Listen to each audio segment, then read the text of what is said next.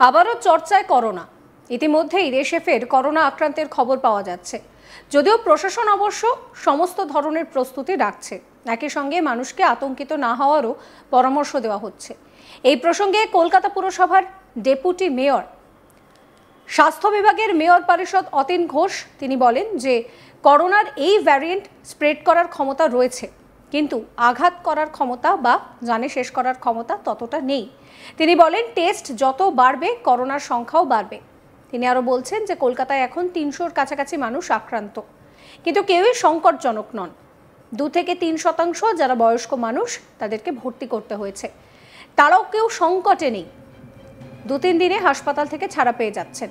একই সঙ্গে এই পরিস্থিতিতে মানুষের কি করা উচিত সেই পরামর্শও দিয়েছেন তিনি। কি বলছেন অতীন ঘোষ, শোনাবো। পুরসভা তার পূর্ব অভিজ্ঞতার আলোকে সম্পূর্ণ প্রস্তুত। আমি এক সপ্তাহ আগে একটি মিটিং করেছি। মিটিং করে এই মুহূর্তে আমাদের যা যা করণীয় তার নির্দেশিকা দেওয়া হয়েছে, এবং যারা 2022-এর পর আমাদের স্বাস্থ্য দপ্তরে জয়েন করেছেন তাদেরকে ট্রেনিং করানোর কাজ চলছে। মানে যারা অভিজ্ঞ তারা তাদেরকে ট্রেনিং করাচ্ছেন।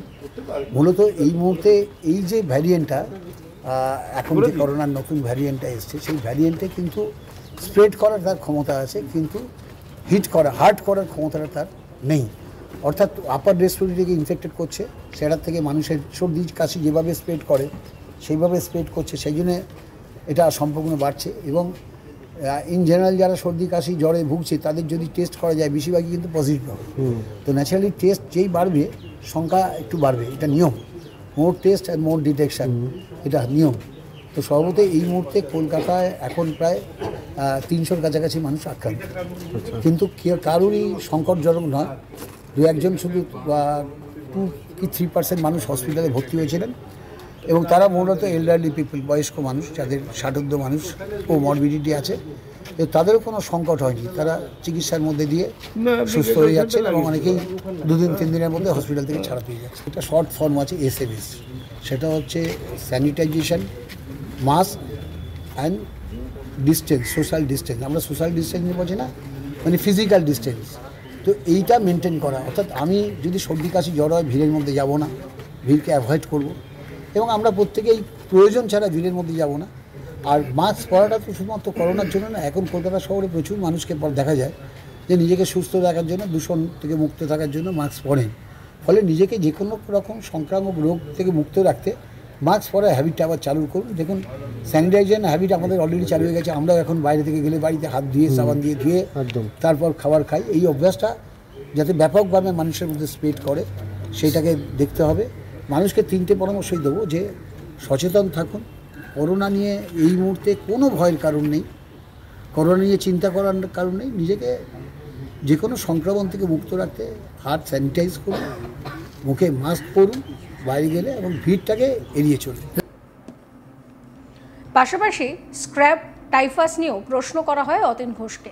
তার প্রেক্ষিতে তিনি বলেন যে এই মুহূর্তে এই স্ক্র্যাব টাইফাসে আক্রান্ত কোনো ব্যক্তির খবর তার কাছে নেই। পাশাপাশি ডেঙ্গি প্রসঙ্গেও তিনি সতর্ক করেন। 2023-কে সামনে রেখে আমরা কাজ করছি, কারণ 2024-এ ডেঙ্গির প্রভাব নিয়ন্ত্রণে ছিল। এখনও পর্যন্ত ডেঙ্গি আক্রান্তের সংখ্যা খুব বেশি নয়। স্বাস্থ্য দপ্তরের প্রত্যেক কর্মীকে সতর্ক থাকতে বলা হচ্ছে বলেই জানাচ্ছেন অতীন ঘোষ। প্রত্যেকটি বিভাগের সঙ্গে সমন্বয় রেখে তাদের কাজে লাগিয়ে ডেঙ্গি পরিস্থিতি যেখানেই তৈরি হচ্ছে সেখানেই প্রয়োজনীয় ব্যবস্থা নেওয়া হচ্ছে। এক্ষেত্রে আগামী 4 জুন এবং 11 জুন 2টি বৈঠক রয়েছে বলে জানান অতীন ঘোষ। কি বলছেন তিনি, শুনুন। স্কার্ব টাইফাস কলকাতায় মূলত জঙ্গল অঞ্চল হয়, কলকাতায় সেরকম পরিবেশ নেই। স্কার্ব টাইফাস এই মুহূর্তে কোনো পেশেন্টের খবর আমার কাছে নেই। যেভাবে বৃষ্টি গেল সম্ভাবনা তো খুবই আছে, এবং সেই জন্য আমরা খুবই সতর্ক। এই মুহূর্তে গতবারে যে ডেঙ্গুর সংখ্যা ছিল এখন তার সাথে প্যারালালি চলছে, মানে 100-র কাছাকাছি হবে সংখ্যা। গতবারে এই সময় একই সংখ্যা ছিল। আমরা 2023-কে চ্যালেঞ্জ রেখে আমরা কাজটা করছি, 24 নয়। 24-এ তো আমরা অভাবনীয় সাফল্য পেয়েছি, কিন্তু এখনও পর্যন্ত 24-এর রেসটাই আমরা আমাদের কাজের মধ্যে ধরে রাখতে পেরেছি। আমরা সদা সর্বদা আমাদের স্বাস্থ্য দপ্তরের সমস্ত কর্মীকে সতর্ক রাখছি। প্রত্যেকটা ওয়ার্ড ভিত্তিক প্রতিদিন যে রিপোর্ট আসছে সেটা আমাদের নজরদারি আছে, এবং ইন্টারসেক্টরাল কোঅর্ডিনেশন, অর্থাৎ প্রত্যেকটি ডিপার্টমেন্টের সাথে সমন্বয় রেখে তাদেরকে কাজে লাগিয়ে ডেঙ্গু পরিবেশ পরিস্থিতি যেখানে তৈরি হচ্ছে সেটাকে দ্রুত পরিষ্কার পরিচ্ছন্ন করা, সেই কাজটা করার জন্য হেলথ অ্যাডমিনিস্ট্রেটিভ মিটিং চলছে। আমার এই 4 তারিখ আর 11 তারিখ আমার দুটো মিটিং আছে, একটা বড় 11 বড় 12।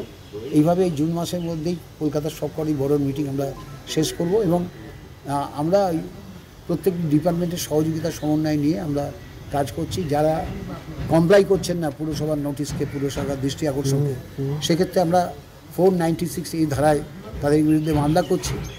এবং শুধু মামলা করা নয়, তারা যদি কাজটা না করেন, পুরসভা নিজে পয়সা খরচা করে সেই কাজটা করে দিচ্ছে এবং তার এসএসসি নাম্বার জোগাড় করে তার এসএসসি রেকর্ডে এটাকে রেকর্ড করানো হচ্ছে ভবিষ্যতে এটা তার বকেয়া টাকা হিসেবে তার এসএসসি নাম্বারে ট্যাক্সের সাথে যুক্ত। মশা সংক্রান্ত এক প্রশ্নের উত্তরে তিনি বলেন যে কলকাতার খালে যে মশা হয় সেই মশার মধ্যে সংখ্যার দিক থেকে বেশি কিন্তু রয়েছে কিউলেক্স, এর থেকে ফাইলেরিয়া হতে পারে। কলকাতার মূলত 22টা খাল যেগুলো মজে যায়নি, সেখানে আমরা হাতে নাতে যেটা করতে পারবো সেটা হচ্ছে প্রতিষেধক স্প্রে করতে পারবো। এই নিয়ে কি বলছেন তিনি, শুনুন। খালে তো আমরা সারা বছর কাজ করি। এই কলকাতায় খালে যেহেতু যে মশাটা হয় তার সর্বত সংখ্যা দিক থেকে বেশি হচ্ছে আমাদের কিউলেক্স মশা, যেটা বিরক্তির উদ্বেগ করে। খুব বেশি হলে তার থেকে ফাইলেরিয়া হয়। তো আমরা 2012 সাল থেকেই কলকাতার যে 22টা খাল, মূল খাল আছে, সেই 22টা খালে যেখানে এখনও 90টা মজে যায়নি, সেখানে আমরা ফ্লাইং বোর্ড দিয়ে, বোর্ড চালিয়ে, হাতে টানা বোর্ড, দাঁড় টানা বোর্ডে চালিয়ে আমরা মসকিউটো স্প্রে করে কলকাতায় কিউলেক্স মশার প্রভাব থেকে মানুষকে মুক্ত রাখার প্রচেষ্টা চালাই। এই মুহূর্তে দাঁড়িয়ে নতুন করে করোনার যে প্রকোপ, সেই প্রকোপ নিয়ে কিন্তু অনেকেই চিন্তিত। অতীন ঘোষ তিনি বলছেন যে এই মুহূর্তে উদ্বেগের কিছু নেই, কারণ এই যে নতুন ভ্যারিয়েন্ট তার জানে শেষ করার ক্ষমতাটা কম, সেটা স্প্রেড হচ্ছে খুব তাড়াতাড়ি, ঠিক কথা। যত করোনা টেস্ট হবে ততই কিন্তু পজিটিভ হওয়ার যে সংখ্যা সেটা বাড়বে। সেক্ষেত্রে দাঁড়িয়ে তিনি উদ্বিগ্ন না হওয়ার কথা বলছেন। যে সমস্ত সেফটি মেজার্স রয়েছে সেগুলোকে তিনি নিতে বলছেন এবং একই সঙ্গে ডেঙ্গু থেকে শুরু করে আরও অনেক কিছু নিয়ে তিনি মন্তব্য করেছেন। শোনাবো আপনাদের। পুরসভা তার পূর্ব অভিজ্ঞতার আলোকে সম্পূর্ণ প্রস্তুত। আমি এক সপ্তাহ আগে একটি মিটিং করেছি। মিটিং করে এই মুহূর্তে আমাদের যা যা করণীয় তার নির্দেশিকা দেওয়া হয়েছে এবং যারা 2022-এর পর আমাদের স্বাস্থ্য দপ্তরে জয়েন করেছেন তাদেরকে ট্রেনিং করানোর কাজ চলছে। আর যারা অভিজ্ঞ তারা তাদেরকে ট্রেনিং করাচ্ছেন। মূলত এই মুহূর্তে এই যে ভ্যারিয়েন্টটা, এখন যে করোনার নতুন ভ্যারিয়েন্টটা এসছে, সেই ভ্যারিয়েন্টে কিন্তু স্প্রেড করার তার ক্ষমতা আছে, কিন্তু হার্ট করার ক্ষমতাটা তার নেই। অর্থাৎ আপার রেসপিরেটরিকে ইনফেক্টেড করছে, সেটার থেকে মানুষের সর্দি কাশি যেভাবে স্প্রেড করে সেইভাবে স্প্রেড করছে, সেই জন্যে এটা সম্পূর্ণ বাড়ছে। এবং ইন জেনারেল যারা সর্দি কাশি জ্বরে ভুগছে তাদের যদি টেস্ট করা যায় বেশিরভাগই কিন্তু পজিটিভ হবে। তো